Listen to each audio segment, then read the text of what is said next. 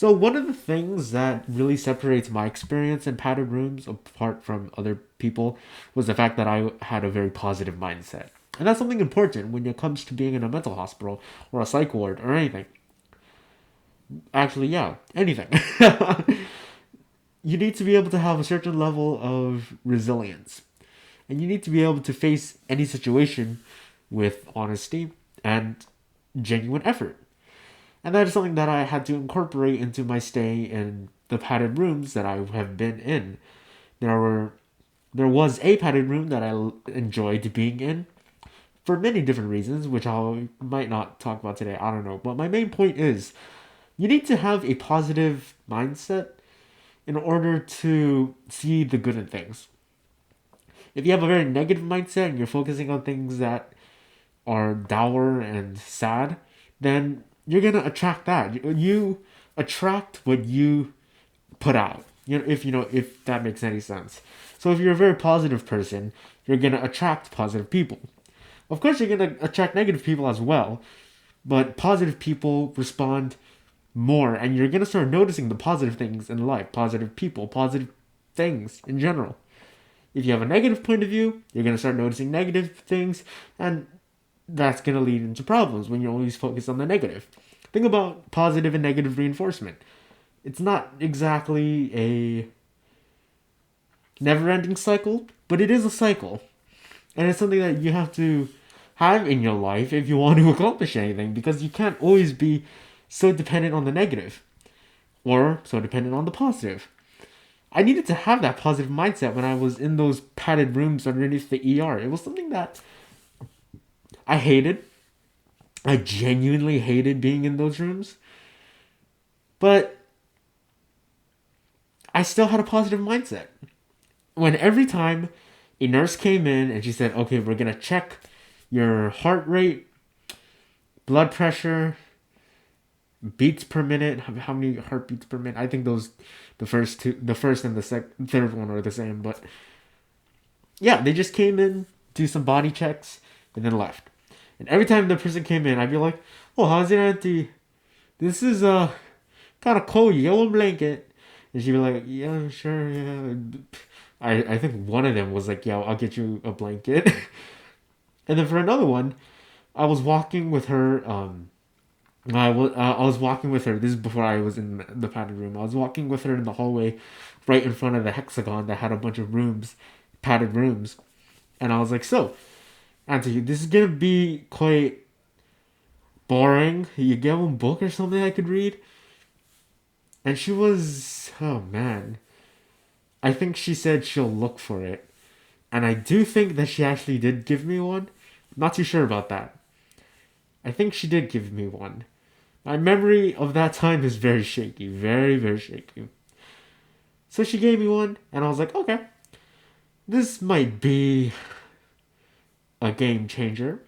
Because when you're in those kinds of hospitals, when you're in that kind of padded room in a hospital, underneath the ER of all things, with other patients who are creating a ruckus, a literal hell in their rooms, when you take all of that and you get a book, it's something to focus on, right?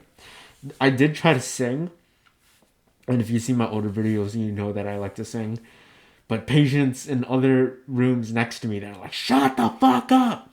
Shut the fuck up! You can't fucking sing! Shut up!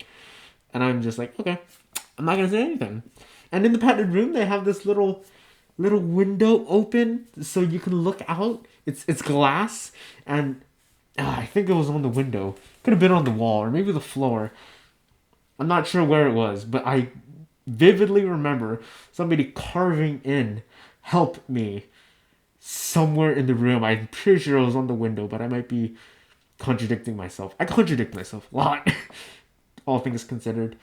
My memory's not all that good, especially at the time when I was spending in a mental hospital. My psychiatrist said that's to be expected. People with my condition don't always have the best memory. But regardless, I had a very positive mindset. I came in expecting it to be like a vacation. I expected the hospital to be like a vacation, and hospitals are never like vacations.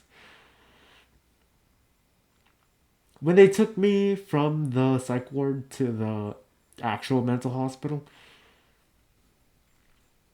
it was a very strange ride.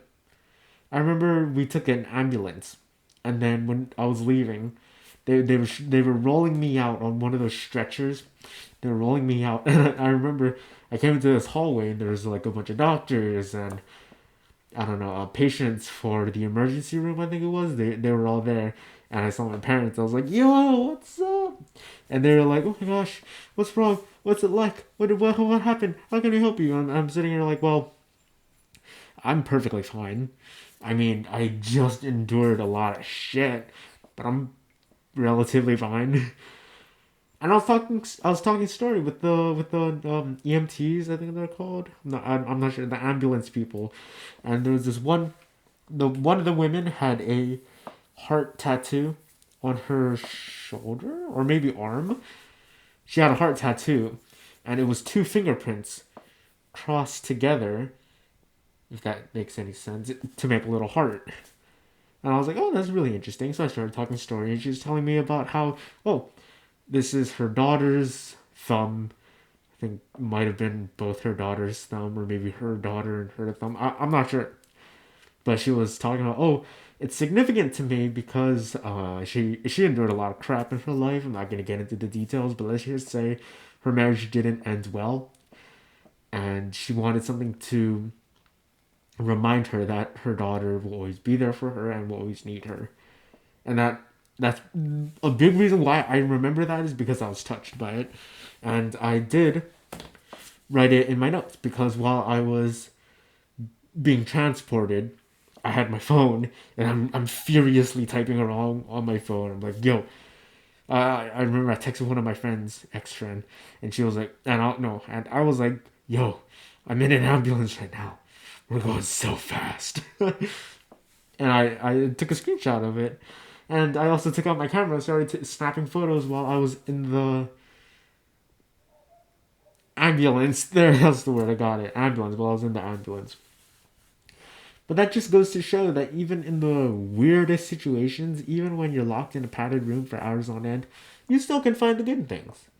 So I hope you watch this video, maybe laugh a couple times, maybe learn a couple things. And I hope next time, if you're ever put into a position where you're uncomfortable, think about the positive. I think that will definitely help. So, if you're in an emergency, I have emergency links down below. Suicide hotline for U.S. and Canada. I think I need to get more. I need to get more countries, or maybe an international hotline. I'm not sure. I'll have to do some research. But emergency links down below. If you want to DM me, talk with me, go ahead.